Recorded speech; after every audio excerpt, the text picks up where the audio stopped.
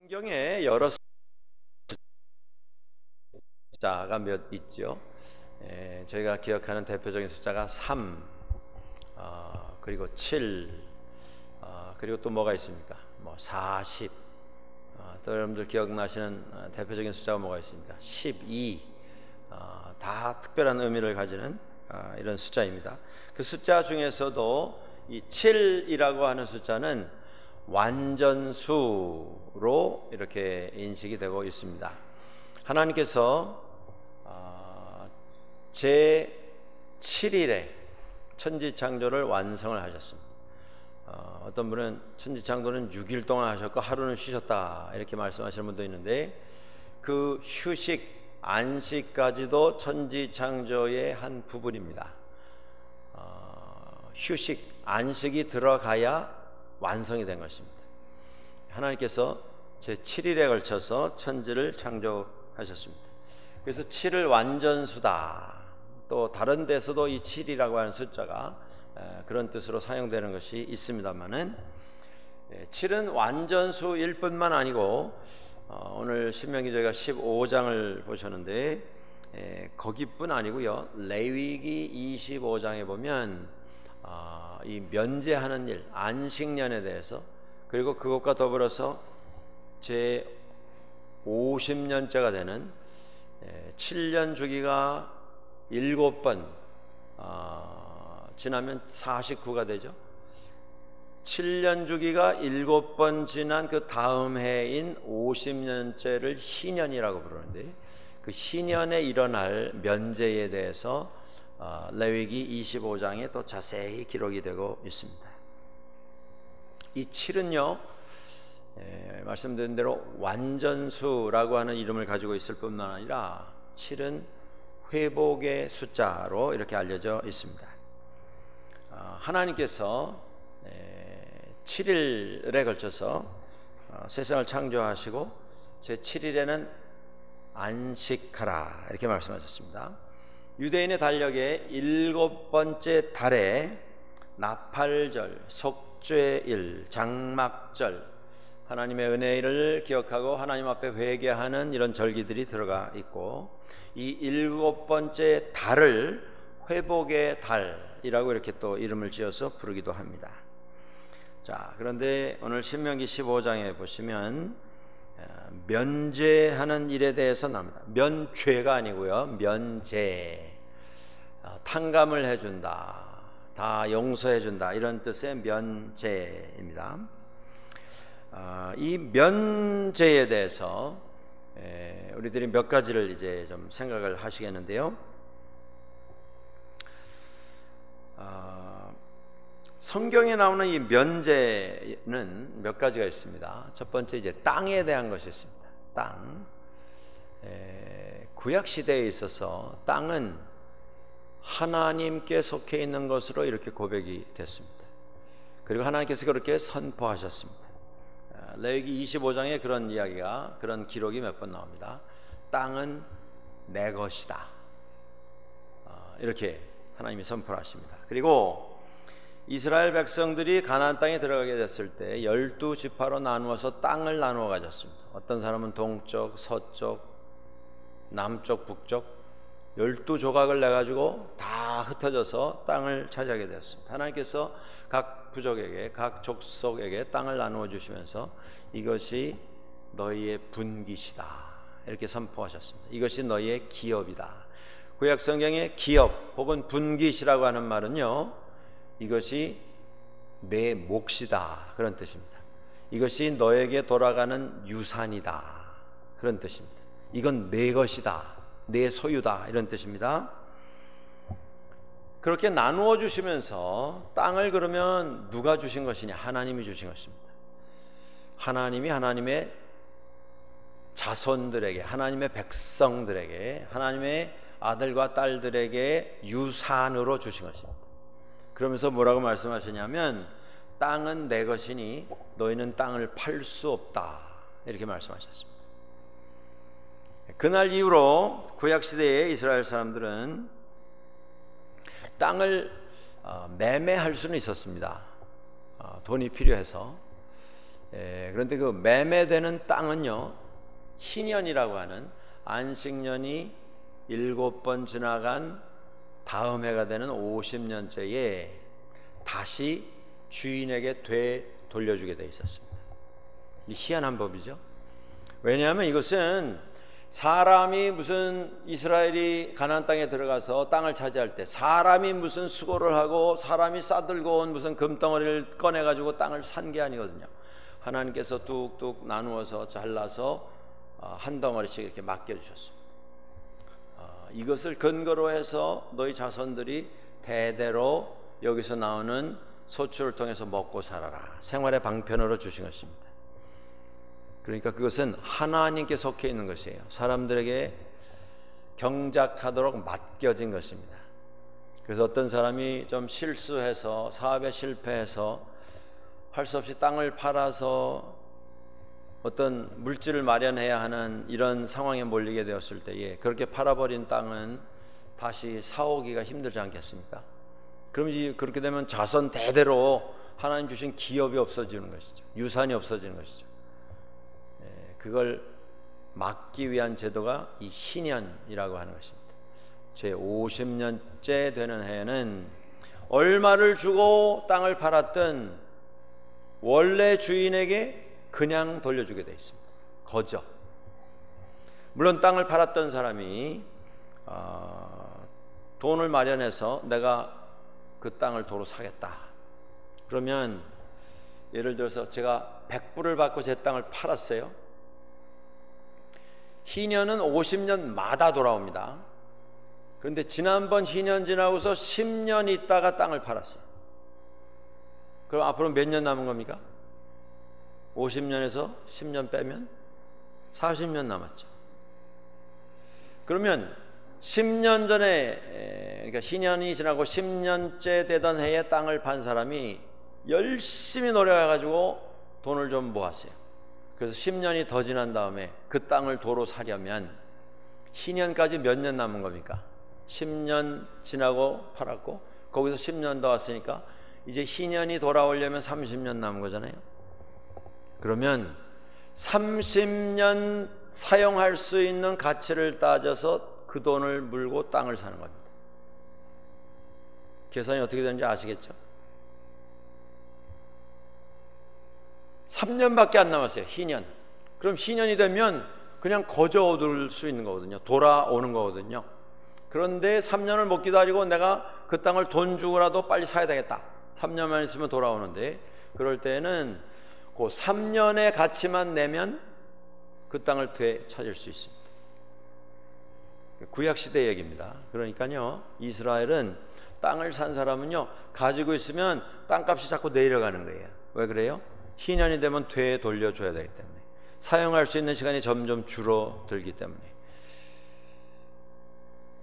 땅을 가지고 있으면 뭐 10배, 100배, 1000배가 올라가는 게 아니고요, 50년마다 되돌려줘야 돼요. 원래 주인에게 아무 값 없이.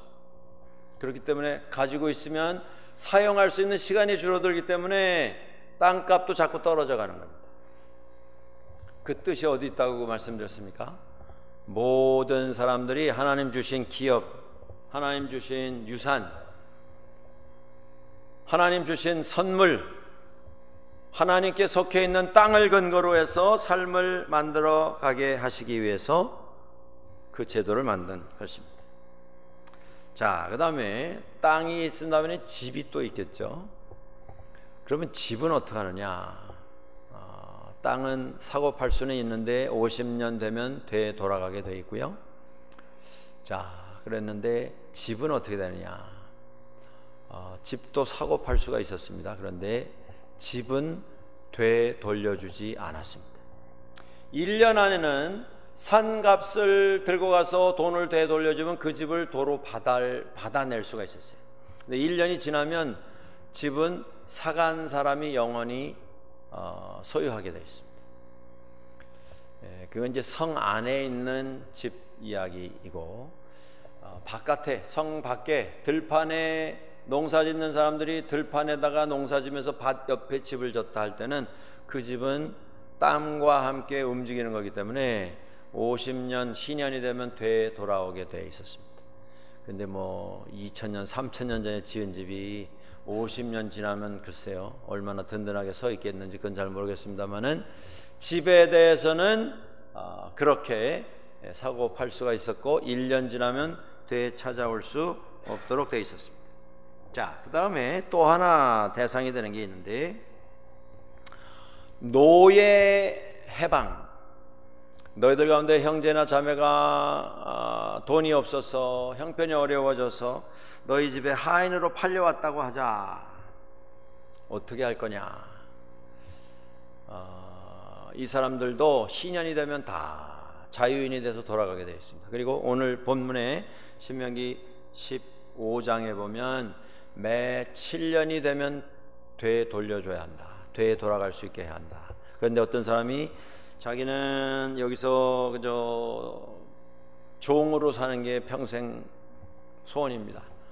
내가 주인으로 섬기겠습니다.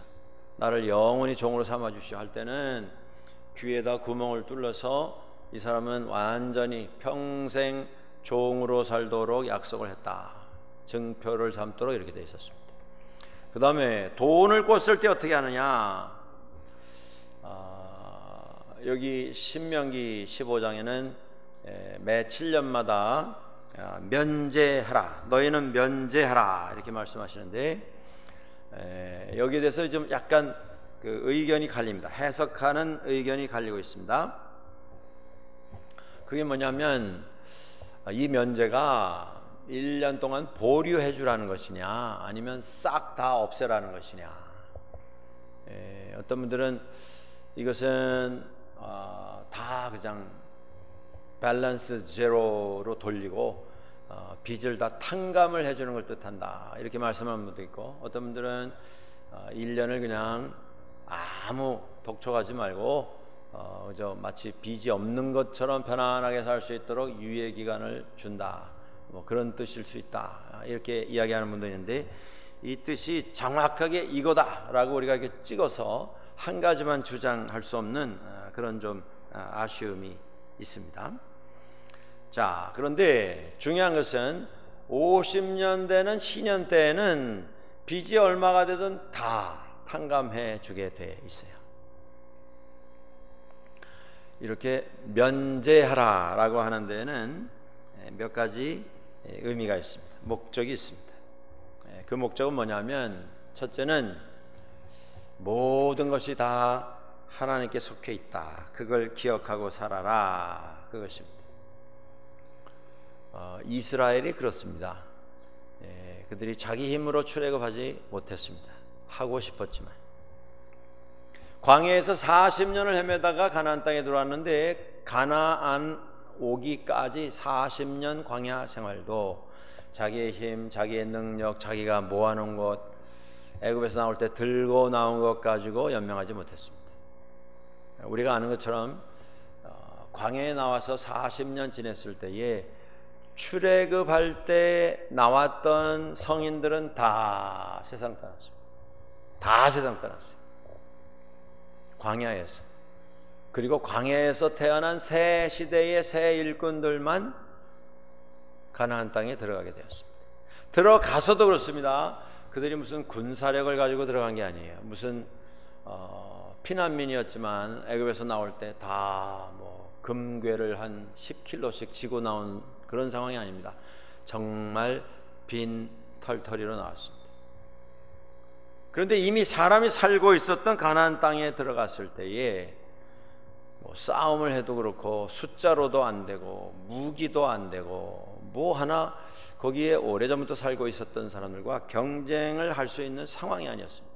그럼에도 불구하고 하나님께서는 그 땅에 있는 주민들을 다 다른 곳으로 나가게 하시고 이스라엘 사람들로 하여금 그곳에 살게 하셨습니다.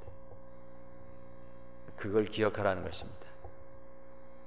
하나님이 말씀하십니다. 땅은 내 것이다. 내게 속해 있다. 그걸 기억하면서 살라고 하는 것입니다. 세상 살아나갈 때에 내 실력, 내 능력, 내 지혜로 살아갈 수 없다. 그저 하루하루가 하나님의 은혜다. 그거 기억하고 살아라.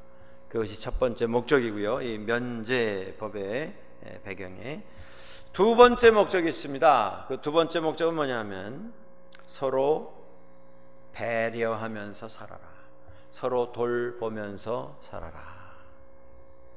오늘 본문에 말씀하지 않습니까? 너희 가운데 어려운 자가 있거든, 너희 가운데 도움을 필요로 하는 자가 있거든, 그에게 말할 때에 이제 희년이 얼마 안 남았다, 이제 안식년이 얼마 남지 않았다, 조금만 기다려라, 2년만 더 있으면 안식년 되면 비탄감 받고 다 자유인이 된다, 그때까지만 고생해라, 그렇게 말하지 말라, 이렇게 말씀하시죠. 안식년 핑계 대가지고 부려먹을 것 다 부려먹고 등골이 휘도록 해놓고 그 다음에 안식년 맞이하지 않게 하고, 지금 필요한 것이 있으면 지금 도와야 한다. 말만 가지고 도우려고 하지 마라. 가진 것 가지고 도우고, 배고픈 사람 없게 하고, 병들어 죽는 사람 없게 하고, 없어서 고생하고 피눈물을 흘려야 하는 이런 사람 너희들 가운데 없도록 하라. 그리고 동족 가운데 돈이 없어서 종으로 팔려온 사람이 있거든, 함부로 대하지 마라. 이웃이고 동족인 것을 기억하고 너희 가운데 거하는 주민으로 생각하고 그를 대하여야 할 것이다. 사람을 대할 때에 악한 마음 먹지 마라.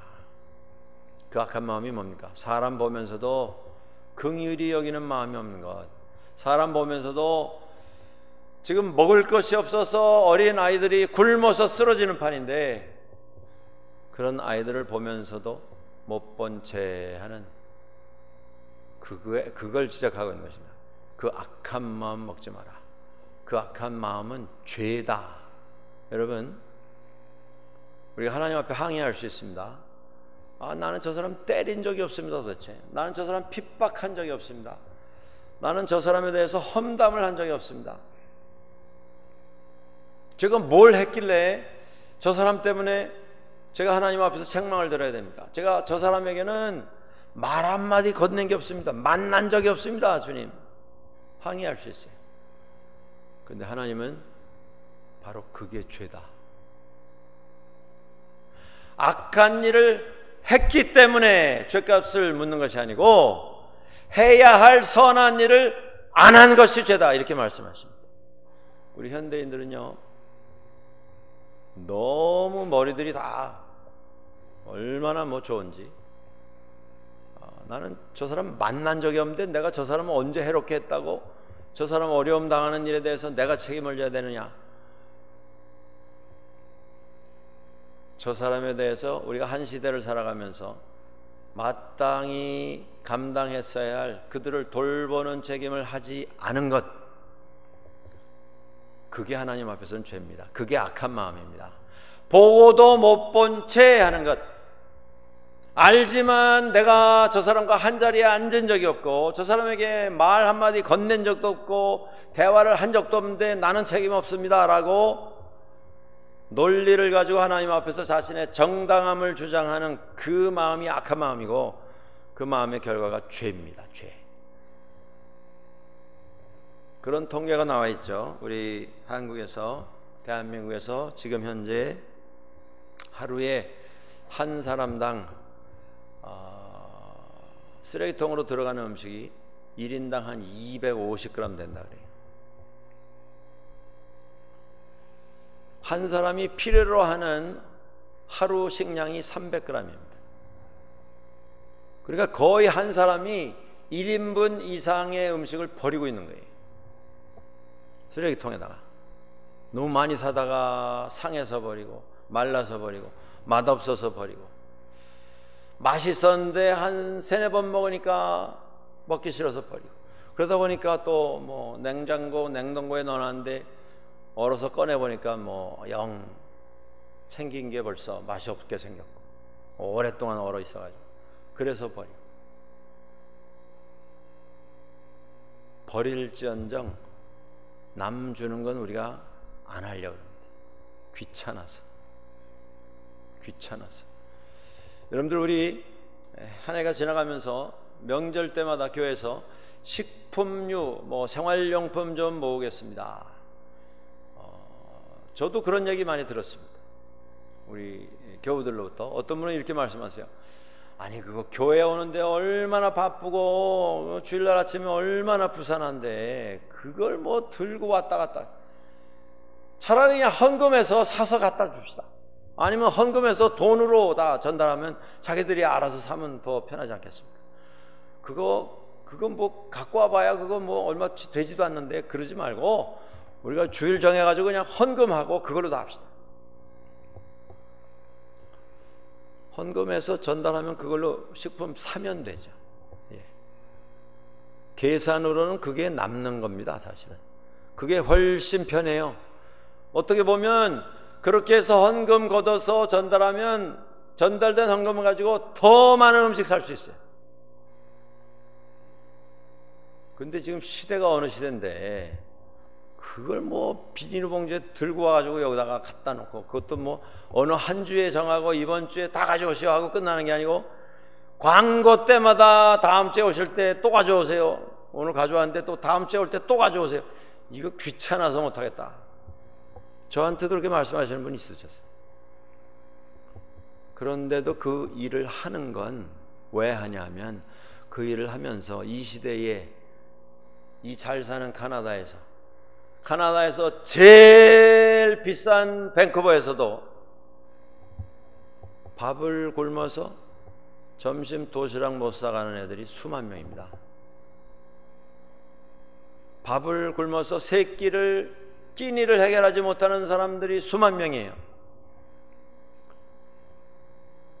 다 잘 살아도 그 가운데 여전히 고생하고 여전히 가장 기본적인 것 때문에 눈물 흘려야 하는 이런 분들이 있다고 하는 걸 우리가 좀 기억하자는 의미에서 이걸 하는 겁니다. 그러니까 그런 거 부탁을 드리면 귀찮아하지 마세요. 이건 우리가 자랑스럽게 해야 할, 하나님 앞에서 우리가 정말 정신 차리고 정성을 기울여서 해야 할 이러한 일이다. 우리가 귀찮아져야 다른 사람이 이익을 보는 겁니다. 신앙생활 너무 편리하게 하려고 하지 마십시오.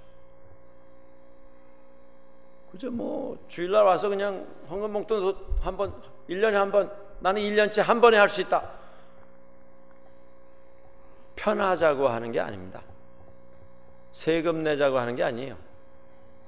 이웃을 기억하자고 하는 것입니다. 하나님이 주인이시다. 그게 이 면제법의 첫 번째 목적이고, 두 번째는 서로를 배려하면서 살아야 한다. 그것입니다. 구약시대에 유대인들은 돈을 빌려줄 때 이자를 받지 않았습니다. 동족에게서는. 물론 우리가 뭐 직접 경험을 해보신 분들도 있겠습니다만은, 유대인들에게는 이 비즈니스 하는 데에는 정말 눈물이 없는, 피 한 방울도 양보가 없는 이런 사람들이다, 그런 소문이 나 있습니다만은, 아무튼 성경에 나와 있는 유대인 형제 자매들 간에 지켜야 할 법 가운데 하나가 뭐냐면, 이건 다 하나님께 받은 것이기에 서로 그것을 통해서 자신의 재산을 늘리려고 하는 것이 목적이 돼서 주고받고 하는 건 온당치 않다라는 것이고요. 또 하나는 그나마 그것이 오늘 신명기 15장에 나와 있는 대로 7년째가 되면 다 탕감을 해주게 돼 있었습니다. 1999년에 세계적으로 이런 캠페인이 있었습니다. 앞서 말씀드린 희년이라고 하는 탕감을 7년에 한 번씩 하게 돼 있었는데, 그 7년이 7번 지난 다음 해가 희년입니다. 이거는 회복의 해, 해방의 해, 자유함을 얻는 해, 이런 뜻으로 쓰였습니다. 그 희년이라고 하는 단어가, 그 희년을 영어로 주빌리라고 부릅니다. 주빌리. 근데 1999년에 주빌리 2000이라고 하는 캠페인이 시작이 됐습니다. 희년 2000년. 그러니까 이제 새천년, 2000년대를 시작하면서 1900년대에 발생된 빚을 좀 탕감해주는 일을 하자. 국가적으로. 이런 캠페인이 열렸습니다. G8이라고 해서 세계에 제일 잘 사는 나라 8나라가 모여서 그 나라의 지도자들이 회의를 하죠. 1년에 한 번씩. 거기에다가 탄원서를 냈습니다. 20세기 1900년대에 수많은 열강들이, 선진국이라고 하는 강대국들이 낯 높고 기억자도 구분을 못하는 이런 배경을 가지고 있는 나라에 쳐들어가다시피 들어가서 모든 권한을 다 정확하고 그 나라에 있는 자원을 뽑아가는 이런 역사 속에서 어마어마한 착취가 일어났습니다. 그리고 그 과정 속에서 소위 우리가 이자는 받지 않고 돈을 빌려줄 테니 이 돈을 받아서 길도 닦고 철도도 놓고 빌딩도 짓고 병원도 짓고 학교도 져서 나라를 좀 발전을 시키시오 해가지고 무상 원조도 있지만 돈 받지 아니하는, 이자를 받지 아니하는 그런 융자금을 줬습니다. 그게 뭐 수천만 불, 수억 불 이렇게 받았죠. 어마어마한 돈을 받았습니다. 그런데 여러분들 지금 20세기에 정말 못 살던 나라, 그래서 강대국들의 도움을 받아서 조금 그래도 형편이 나아진 나라 가운데 그 빚을 갚을 수 있는 나라가 없습니다. 하나도 없습니다. 그런 말이 있죠. 20세기에 원조 받던 나라 가운데 지금 다른 나라를 원조를 해주고 있는 나라는 세상에 한 나라밖에 없다. 그게 대한민국입니다. 아무것도 없던 1950년대에 정말 아무것도 없는 곳에서 시작을 해가지고 지금은 뭐 세계 12개국에 들어간다, 이런 자리에까지 왔고 못 사는 나라에게 엄청나게 돕는 일들을 대한민국이 하고 있습니다. 이게 자랑스러운 일이죠. 그런데 한국을 제외한 다른 나라들은요, 이걸 다 빚을 받아가지고 뭔가 한다고 했는데 그 빚을 갚을 수 있는 나라가 없고요, 빚이 점점 더 늘어나고 있습니다. 그러니까 소망이 없어요. 그 나라는 아무리 열심히 일해도 그 빚 갚고 나면 국가 부도가 날 판입니다. 그러니까 악성 빚이 자꾸 늘어나는 거예요. 시간이 갈수록 이자를 안 받는데도. 그래서 일어난 캠페인이 주빌리 JU입니다. JUBILEE 주빌리 2000년대를 2000년을 신년으로 삼자. 국가 간 악성 빚, 그러니까 나라의 발전을 위해서 빌려준 돈, 그런데 갚을 수 없는 처지에 있는 나라의 돈들을 다 좀 탕감을 해주자. 그 금액이 1650억 불입니다. 우리 한국 돈으로 하면 165조 원 정도 되는 거죠. 어마어마한 돈을 탕감을 해주자. 그때 독일에서 1999년에 독일에서 G8이 열렸는데 그때 세계 160개국에서 1600만 명이 서명을 했어요. 이거 필요하다. 강대국들이 좀 양보해라. 그래가지고 아까 말씀드린 1650억 불 나라 간 가난한 나라에 빌려준 부채 가운데 절반을 탕감해주는 이런 대역사가 일어난 적이 있습니다. 이게 희년의 정신입니다. 우리가 조국 광복 희년, 그게 1995년이었습니다.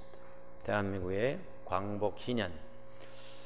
그때 우리가 좀 뭔가를 기대했었습니다. 뭔가 좀 일어나지 않겠는가, 새 역사가. 6.25 휴전협정 희년, 1953년에 휴전이 됐으니까 2003년, 50년대는 2003년에 또 뭔가 좀 역사가 일어나지 않겠는가. 그러니까 50주년, 100주년 때 우리가 이런 꿈을 가져보고 기도를 하게 됩니다. 그 희년의 역사는 아직도 우리 가운데 남아 있습니다. 여러분들, 지금은요 이스라엘에서도 땅을 사고 팝니다. 집도 사고 팝니다.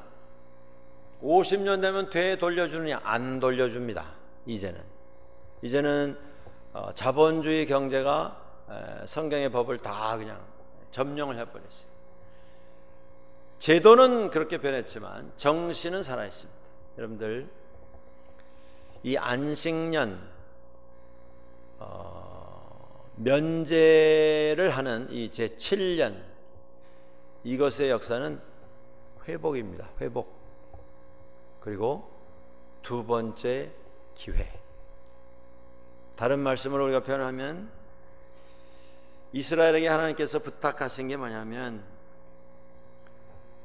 너희도 나그네였다. 이전에는 너희도 떠돌던 자들이었고, 너희도 집 없고 땅 없고 남의 나라에 가서 품삯 팔아가며 하인 노릇하던 자였다.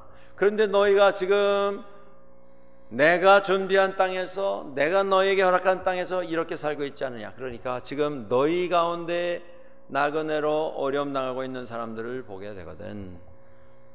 그들의 짐을 덜어주는 결단을 해라. 그게 뭡니까? 은혜를 기억하라. 그겁니다.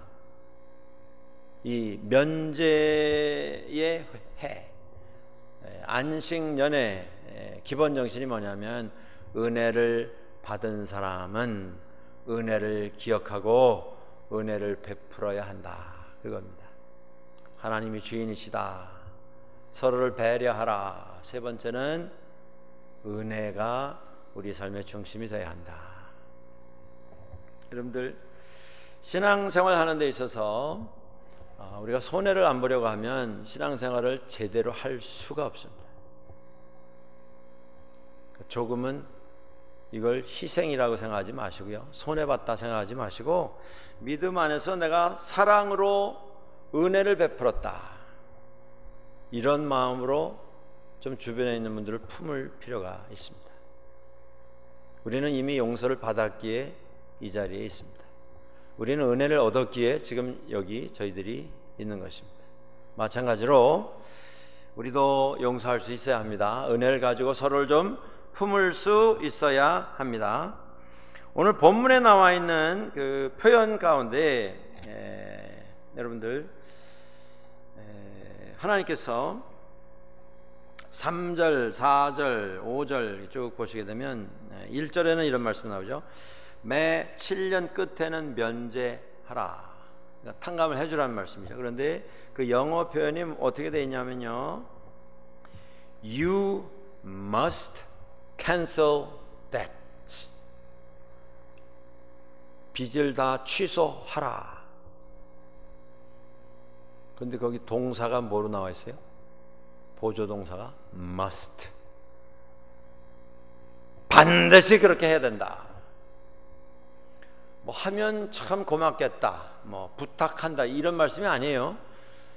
그저 뭐 너도 형편이 있겠지만 네가 좀 잘 판단해서 그저 좋은 이런 그 결정을 해주면 정말 고맙겠다, 잘 부탁한다가 아니고요, You must cancel that. 그리고 4절 5절에 이어지는 말씀에서 하나님께서 이렇게 말씀하십니다. 내가 만일 내 하나님 여호와의 말씀만 듣고 내가 오늘 내게 내리는 그 명령을 다 지켜 행하면 내 하나님 여호와께서 내게 기업으로 주신 땅에서 내가 반드시 복을 받으리니 너희 중에 가난한 자가 없으리라. 이 구절에 좀 오해가 있으세요, 많은 분들이. 어떤 오해냐면, 그러면 그렇지, 하나님이 이렇게 약속을 해주셨구나, 내가 빚 다 탕감해주고 데리고 있던 하인들 다 자유를 줘서 집으로 돌아가게 하면 그 반대로 하나님께서 이 땅에서 부흥하고 성장하고 출세하고 성공해서 우리 가운데 가난한 자가 없는, 우리 집안에 가난한 자가 없는 이런 복을 누리시게 해주시겠다. 아멘. 네? 큰 물질의 축복을 주시겠다고 하는 약속이 여기 나와 있구나. 많이들 그렇게 오해를 하십니다. 이것은 성경에서 오늘 우리에게 주시는 이 말씀의 뜻이 아닙니다. 명령은 이런 것이에요. 너의 이웃의 빚을 탕감을 해줘라. 그리하면 너희 가운데 가난한 자들이 없어지게 될 것이다. 그게 본문의 명령입니다.